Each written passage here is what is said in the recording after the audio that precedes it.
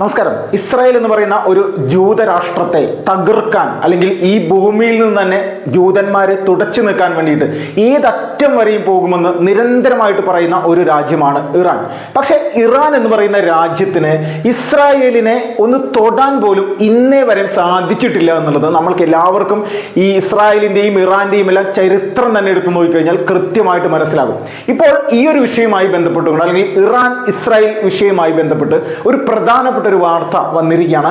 സിറിയയിൽ കയറി ഇറാന്റെ പ്രധാനപ്പെട്ട സൈനിക കേന്ദ്രങ്ങൾ തകർത്തുകൊണ്ട് ഇറാന്റെ സൈനികരെ തന്നെ കൊലപ്പെടുത്തിയിരിക്കുന്ന ഒരു വാർത്തയാണ് പുറത്തുവരുന്നത്. 7 സൈനികർ തൽക്ഷണം മരിച്ചു എന്നുള്ള രീതിയിലുള്ള വാർത്തയാണ്. ഇപ്പോൾ ഇറാൻ എന്തുകൊണ്ടാണ് ഇസ്രായേലിനെ ഇപ്പോഴും ഞങ്ങൾ തിരിച്ചടിക്കും, അടിക്കും, അല്ലെങ്കിൽ ഇപ്പോൾ തന്നെ ജൂതന്മാരെ നശിപ്പിച്ച് കളയും, അമേരിക്കയുടെയും അല്ലെങ്കിൽ ഇസ്രായേലിനൊക്കെ ഹുങ്ക് ഞങ്ങൾ മാറ്റും, ഞങ്ങൾ ആണവ രാഷ്ട്രമാണ്, ലോകത്തിലെ ഞങ്ങളുടേതായിട്ടുള്ള ഇസ്ലാമിക രാഷ്ട്രങ്ങളുടെ മുഴുവൻ പിന്തുണയും ഈ വിഷയത്തിൽ ഞങ്ങൾക്കുണ്ട്, പാലസ്തീനെ ഏതറ്റം വരെയും പോയി ഞങ്ങൾ സംരക്ഷിക്കും, ഹമാസ് മാതൃകാപരമായിട്ടുള്ള ലോകത്തിന് തന്നെ മാതൃകയായിട്ടുള്ള ഒരു സംഘടനയാണ്, ഇങ്ങനെയൊക്കെ പറയുന്ന ആളുകളാണ്. എന്തുകൊണ്ടാണ് ഇതുപോലെയുള്ള തിരിച്ചടികൾ നിരന്തരമായിട്ട് ഇറാന് ലഭിക്കുമ്പോഴും ഇറാന്റെ ആത്മീയ നേതാവ് അങ്ങേര് കൃത്യമായിട്ട് പറഞ്ഞിട്ടുണ്ട്, ഞങ്ങൾ ഇസ്രായേലിനെ ആക്രമിക്കും, ഇതിൽ തെറ്റൊന്നുമില്ല, ഇസ്രായേലിന്റെ ഞങ്ങൾ യുദ്ധം തുടങ്ങി എന്നാണ് പറഞ്ഞത്. പക്ഷെ എന്താണ് ഇസ്രായേലിനെ ആക്രമിക്കാൻ ഇപ്പോഴും ഇറാന് സാധിക്കാത്തതെന്ന് പറഞ്ഞാൽ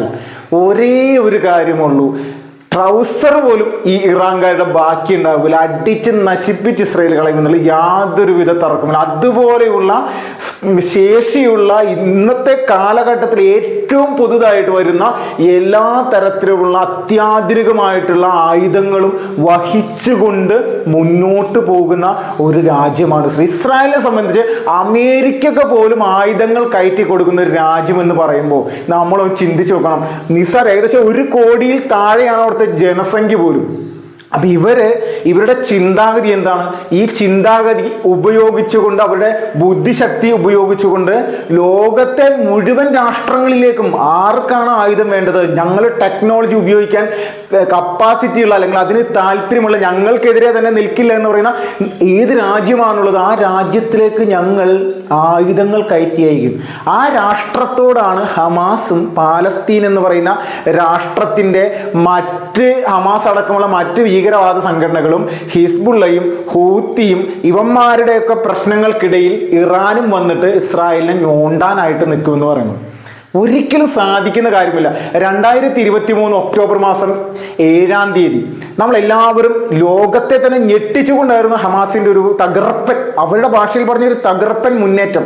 ഞങ്ങൾ ഈ പറയുന്ന ഇസ്രായേലിലെ ജൂതന്മാരെ നശിപ്പിക്കാൻ വേണ്ടിയിട്ട് ഞങ്ങൾക്ക് പ്രകൃതിയാൽ സ്വർഗത്തിൽ നിന്ന് തന്നെ ഞങ്ങൾക്കൊരു ശക്തി തന്നിട്ടുണ്ട് ഈശ്വരൻ, അത് ഉപയോഗിച്ച് ഞങ്ങൾ ഷഹീദായി കഴിഞ്ഞാൽ ഞങ്ങൾ സ്വർഗത്തിലേക്ക് തന്നെ പൊക്കുണ്ട് എന്ന് പറഞ്ഞിട്ടാണ് കരമാർഗവും കടൽ മാർഗവും അതോടെ വ്യോമമാർഗവും ഈ ഇസ്രായേൽ എന്ന് പറയുന്ന രാജ്യത്തെ ജനങ്ങളെ, സാധാരണ സൈനികർക്കെതിരാണെങ്കിൽ നമ്മൾക്ക് പറയും ഇതൊരു യുദ്ധമാണെന്ന് പറയാം, സാധാരണക്കാരായിട്ടുള്ള അവിടുത്തെ പൗരന്മാരെ ആക്രമിച്ച് കൊലപ്പെടുത്തി അവിടെ കുട്ടികളെ തട്ടിക്കൊണ്ടു പോയതിനു ശേഷം കൊലപ്പെടുത്തുന്നു, സ്ത്രീകളെ ക്രൂരമായിട്ട് ബലാത്സംഗം ചെയ്യുന്ന വീഡിയോകൾ വരുന്ന, കാലും കൈയൊക്കെ ഒടിച്ച് ഞെരുക്കി പല ട്രക്കുകളിലുമാക്കി ഇവന്മാർ കൊണ്ടുപോകുന്നു, ഇവന്മാർ കുറെ മുദ്രാവാക്യങ്ങൾ വിളിക്കുന്നു. ഇതൊക്കെ ഈ കലാപരിപാടിക്ക് ലോകം മുഴുവൻ കാണുന്നതാണ്, കണ്ടതാണ്. ഇസ്രായേൽ എന്ന് പറയുന്ന രാഷ്ട്രത്തെ സംബന്ധിച്ച് ഒരാളോടും അല്ലെങ്കിൽ ഒരു ലോകത്തിന്റെ മുന്നിലും ഇനി മറ്റൊരു കോംപ്രമൈസ് ഈ ഒരു വിഷയത്തിൽ വെക്കാനായിട്ട് അവർക്ക് താല്പര്യമില്ല. അവർ പറഞ്ഞിരിക്കുന്നത് ആ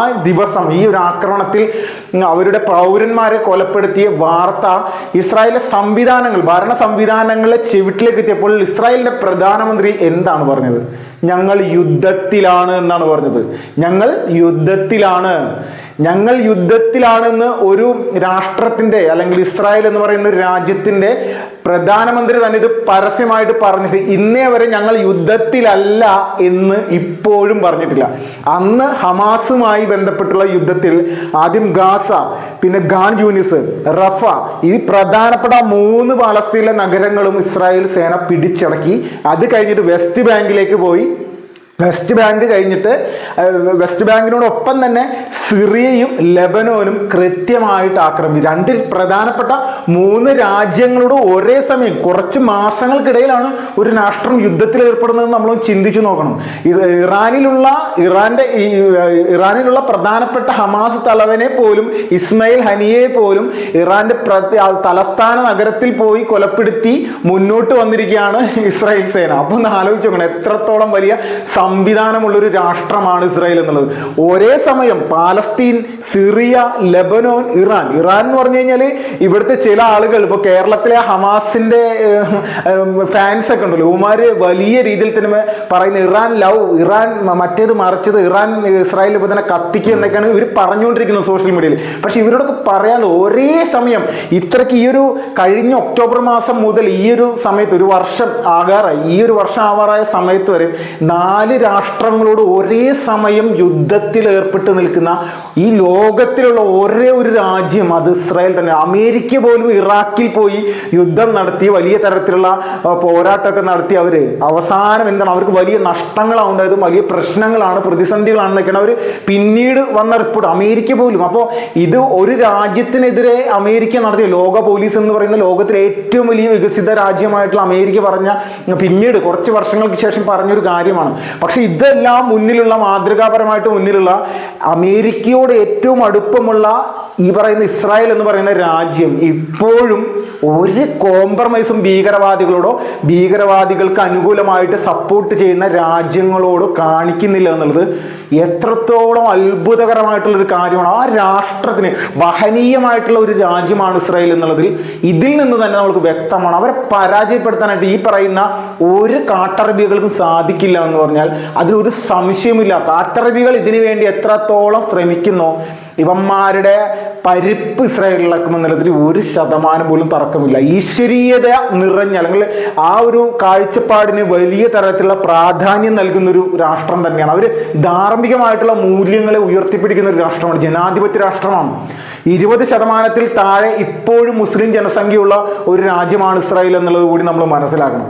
ഇസ്രായേലിലെ ഇസ്ലാമിക വിരുദ്ധമായിട്ടുള്ള ആളുകളാണ്, അല്ലെങ്കിൽ രാഷ്ട്രത്തിലെ പ്രധാനമന്ത്രിയാണ് ബെഞ്ചമിൻ നെതന്യാഹു എന്നൊക്കെ പറയുമ്പോൾ നമ്മളെല്ലാവരും ചിന്തിക്കേണ്ടതും മനസ്സിലാക്കണം. ഇസ്രായേൽ പോലും 18% ഇസ്ലാമിക മതവിശ്വാസികളാണ്. അവരെ ഒരു ഇസ്രായേലുകാരും ബോംബിടാനും വെടിവെക്കാനും ഒന്നും പോകുന്നില്ലല്ലോ. ഏതെങ്കിലും വാർത്ത പുറത്തേക്ക് വന്നു, അവരോട് സമാധാനപരമായിട്ട് സ്വസ്ഥമായിട്ട് അവരോട് ജീവിക്കുകയാണ്. ഇസ്രായേലിന്റെ എല്ലാ സുഖ സൗകര്യങ്ങളും അവർക്കും തുല്യമായിട്ട് ഉപയോഗപ്പെടുത്താനും പറ്റുന്നുണ്ട്. ആരും ഒരാളെയും മാറ്റി നിർത്തുന്നില്ല. അപ്പോൾ ഇതാണ് ഒരു രാഷ്ട്രത്തിലെ ജനാധിപത്യം എന്ന് പറയുന്ന സംവിധാനം. പക്ഷെ ഈ രാഷ്ട്രത്തിൻ്റെ സംവിധാനങ്ങളെ നശിപ്പിക്കാൻ, സാധാരണക്കാരായിട്ടുള്ള ആളുകളെ നശിപ്പിക്കാനും കൊലപ്പെടുത്താനും ഏത് ഇറാൻ വന്നാലും, ഏത് സിറിയ വന്നാലും, ലെബനോനും വന്നാലും അവരെ ഏത് രീതിയിൽ കൈകാര്യം ചെയ്യണമെന്ന് ജൂതന്റെ ബുദ്ധിയിൽ അതിനുള്ള എല്ലാവിധ സംവിധാനവും ഉണ്ട് എന്നുള്ളതിൽ ഒരു തർക്കമില്ല. അതാണ് അവർ നടപ്പിലാക്കിക്കൊണ്ടിരിക്കുന്നത്. ഇതിന്റെ ഭാഗമായിട്ടാണ് ഇപ്പോൾ സിറിയയിൽ കയറി ഇറാന്റെ പ്രധാനപ്പെട്ട സൈനിക കേന്ദ്രം ആക്രമിച്ചുകൊണ്ട് അവരുടെ സൈനികരെ തന്നെ ചുട്ട് ചാമ്പലാക്കി ഇസ്രായേൽ സേനയുടെ വ്യോമസേന ഇപ്പോൾ ഇസ്രായേലിലെ തലസ്ഥാനത്തേക്ക് എത്തിയിരിക്കുന്നത് എന്നുള്ള ഒരു പ്രധാനപ്പെട്ട വാർത്തയാണ് ഇപ്പോൾ പുറത്തു വരുന്നത്. Vipin Lal, first books.